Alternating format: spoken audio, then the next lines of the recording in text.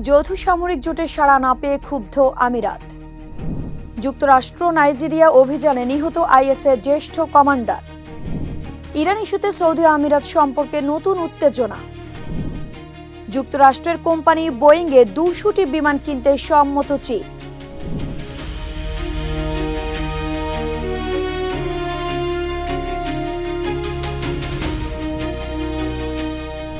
সবাইকে আমন্ত্রণ নাগরিক প্রতিদিনের নিয়মিত আয়োজন নাগরিক বিশ্ব। সাথে আছি আমি আইরিন হাসান। এতক্ষণ দেখছিলেন সংবাদ শিরোনাম, এবারে বিস্তারিত। ইরান ইসরায়েল উত্তেজনার মধ্যে উপসাগরীয় দেশগুলোর অভ্যন্তরীণ বিভাজন সামনে এসেছে। যৌথ সামরিক জোট গঠনে প্রস্তাবে সৌদি আরব ও কাতারের সাড়া না পেয়ে ক্ষুব্ধ হয়েছে আমিরাত। বিশ্লেষকরা বলছেন, এতে উপসাগরীয় ঐক্যে বড় ফাটলের ইঙ্গিত মিলছে। মধ্যপ্রাচ্যে ইরান ইসরায়েল উত্তেজনার জেরে এবার প্রকাশ্যে এসেছে উপসাগরীয় দেশগুলোর অভ্যন্তরীণ বিভাজন। সংযুক্ত আরব আমিরাত ইরানের হামলার জবাবে সৌদি আরব, কাতার সহ উপসাগরীয় দেশগুলোকে নিয়ে একটি যৌথ সামরিক জোট গঠনের চেষ্টা করলেও তাতে সাড়া মেলেনি। ফলে আবুধাবি চরম হতাশ ও ক্ষুব্ধ হয়ে ওঠে বলে জানিয়েছে ব্লুমবার্গ। সূত্রগুলো জানায়, যুক্তরাষ্ট্র ও ইসরায়েল ইরানে হামলা শুরু করার পর আমিরাতের প্রেসিডেন্ট শেখ মোহাম্মদ বিন জায়েদ আঞ্চলিক নেতাদের সঙ্গে জরুরি যোগাযোগ করেন। তার আশঙ্কা ছিল ইরানের পাল্টা হামলায় পুরো উপসাগরীয় অঞ্চল ঝুঁকিতে পড়বে। বাস্তবেও ইরানের ড্রোন ও ক্ষেপণাস্ত্র হামলায় বন্দর, বিমানবন্দর ও জ্বালানি স্থাপনাগুলো ক্ষতিগ্রস্ত হয়। হরমুজ প্রণালী বন্ধ হয়ে যাওয়ায় তেল ও গ্যাস রপ্তানিতেও বড় ধাক্কা লাগে। তবে সৌদি আরব ও কাতার স্পষ্ট জানিয়ে দেয়, এটি তাদের যুদ্ধ নয়।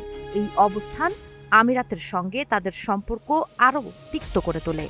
এমনকি আঞ্চলিক জোট গালফ কো-অপারেশন কাউন্সিল নিয়েও নতুন করে প্রশ্ন উঠতে শুরু করে। পরিস্থিতির মধ্যে আমিরাত ইসরায়েলের সঙ্গে সামরিক ও গোয়েন্দা সহযোগিতা আরও বাড়ায়। ইরানের লক্ষ্যবস্তু শনাক্তকরণ থেকে শুরু করে প্রতিরক্ষা সমন্বয়েও দুই দেশ একসঙ্গে কাজ করছে বলে জানা গেছে। যুক্তরাষ্ট্র আমিরাতকে সহায়তা দিতে ইসরায়েলের আয়রন ডোম প্রতিরক্ষা ব্যবস্থা মোতায়েন করেছে। অন্যদিকে সৌদি আরব পরে সামরিক অবস্থান থেকে সরে এসে পাকিস্তানের মধ্যস্থতায় কূটনৈতিক সমাধানের পথে হাঁটে। এই প্রক্রিয়ায় নিজেদের গুরুত্ব কমে গেছে মনে করে ক্ষুব্ধ হয় আবুধাবি। বিশ্লেষকদের মতে এই সংকট উপসাগরীয় ঐক্যে বড় ফাটলের ইঙ্গিত দিচ্ছে। সাবা খান, নাগরিক প্রতিদিন। নাইজেরিয়া যৌথ অভিযানে নিহত হয়েছেন আইএসের জ্যেষ্ঠ কমান্ডার আবু বিলাল আল মিনুকি, এমন দাবি করেছেন প্রেসিডেন্ট ডোনাল্ড ট্রাম্প। ট্রাম্প বলেন, এই অভিযানের মাধ্যমে আফ্রিকায় আইএসের বড় হুমকি মোকাবেলা করা হয়েছে।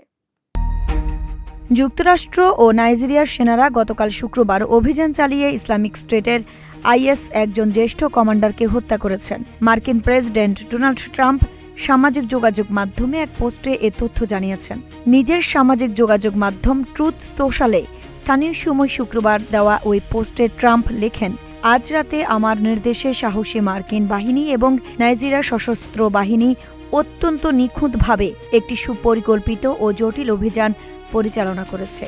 এর লক্ষ্য ছিল বিশ্বের সবচেয়ে সক্রিয় সন্ত্রাসীকে যুদ্ধক্ষেত্র থেকে নির্মূল করা।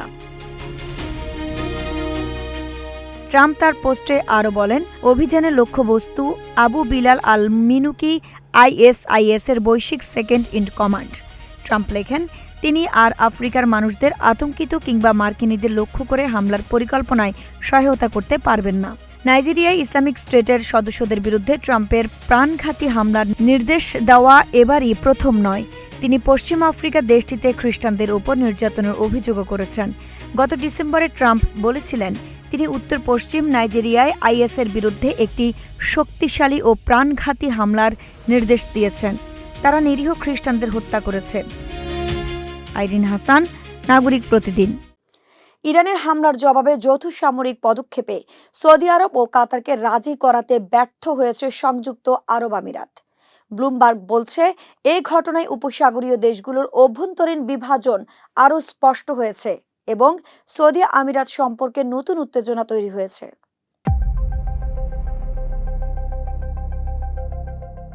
উপসাগরীয় দেশগুলোতে ইরানের হামলার জবাবে যৌথ সামরিক পদক্ষেপ নেওয়ার জন্য সৌদি আরব ও কাতারকে রাজি করাতে চেষ্টা করেছিল সংযুক্ত আরব আমিরাত। তবে তাদের সেই চেষ্টা ব্যর্থ হয়েছিল বলে গতকাল শুক্রবার ব্লুমবার্গের এক প্রতিবেদনে উল্লেখ করা হয়েছে। গত ২৮ ফেব্রুয়ারি যুক্তরাষ্ট্র ও ইসরায়েল ইরানে যৌথ আগ্রাসন চালানোর পরপরই সংযুক্ত আরব আমিরাতের প্রেসিডেন্ট মোহাম্মদ বিন জায়েদ সৌদি আরবের যুবরাজ মোহাম্মদ বিন সালমান সহ উপসাগরীয় নেতাদের সঙ্গে বেশ কয়েকবার ফোনে কথা বলেন।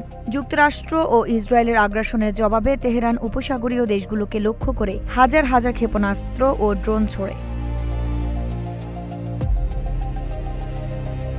সৌদি যুবরাজ মোহাম্মদ বিন সালমান এবং উপসাগরীয় অঞ্চলের অন্যান্য নেতা ইরানের উপর সমন্বিতভাবে হামলা চালানোর বিষয়ে মোহাম্মদ বিন জায়েদের অনুরোধ প্রত্যাখ্যান করেন।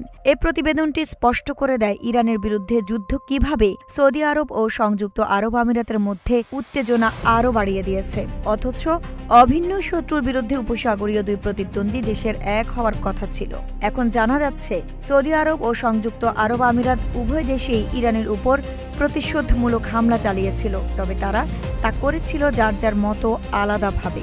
জানা গেছে এই হামলার ফলে সেখানে একটি বড় ধরনের অগ্নিকাণ্ড ঘটে। কয়েক মাসের জন্য ওই কেন্দ্রের উৎপাদন ক্ষমতা নষ্ট হয়ে যায়। মার্কিন প্রেসিডেন্ট ডোনাল্ড ট্রাম্প যখন যুদ্ধবিরতির পক্ষে কথা বলেছিলেন তখন এই ঘটনাটি উত্তেজনা অনেক বাড়িয়ে দিয়েছিল।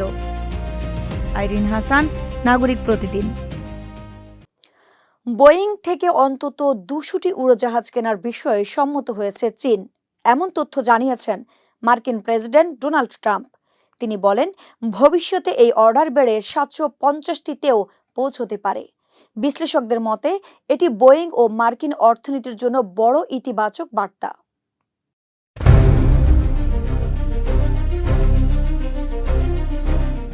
যুক্তরাষ্ট্রের বিমান নির্মাতা প্রতিষ্ঠান বোয়িং থেকে অন্তত ২০০টি উড়োজাহাজ কেনার বিষয়ে সম্মত হয়েছে চীন।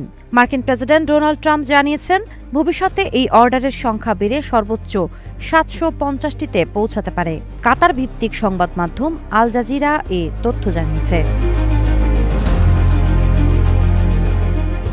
শুক্রবার এয়ারফোর্স ওয়ানে সাংবাদিকদের সঙ্গে আলাপকালে ট্রাম্প বলেন, প্রাথমিকভাবে প্রায় ২০০টি বিমানের চুক্তি হয়েছে। এগুলোর কার্যকারিতা সন্তোষজনক হলে ভবিষ্যতে আরও বড় অর্ডার আসতে পারে। তবে কোন মডেলের বিমান কেনা হবে বা কবে সরবরাহ শুরু হবে সে বিষয়ে বিস্তারিত কিছু জানাননি তিনি। এই চুক্তিতে ব্যবহৃত বিমানের ইঞ্জিন সরবরাহ করবে মার্কিন প্রতিষ্ঠান জিই এরোস্পেস। যদিও এখনও চীনা সরকার বা বোয়িং আনুষ্ঠানিকভাবে কোনো বিবৃতি দেয়নি, তবুও বিশ্লেষকরা বলছেন এটি বাস্তবায়িত হলে সাম্প্রতিক সংকট কাটিয়ে বোয়িংয়ের জন্য বড় সাফল্য হবে।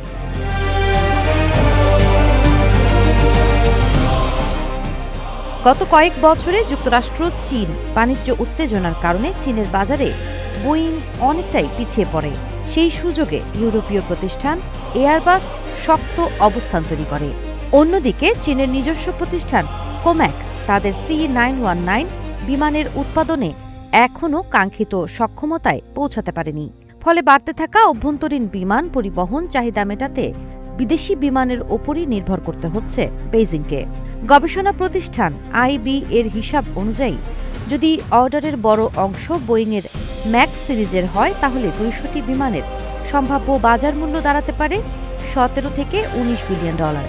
বিশ্লেষকদের মতে এই চুক্তি শুধু বোয়িং নয়, মার্কিন অর্থনীতি ও কর্মসংস্থানেও ইতিবাচক প্রভাব ফেলবে।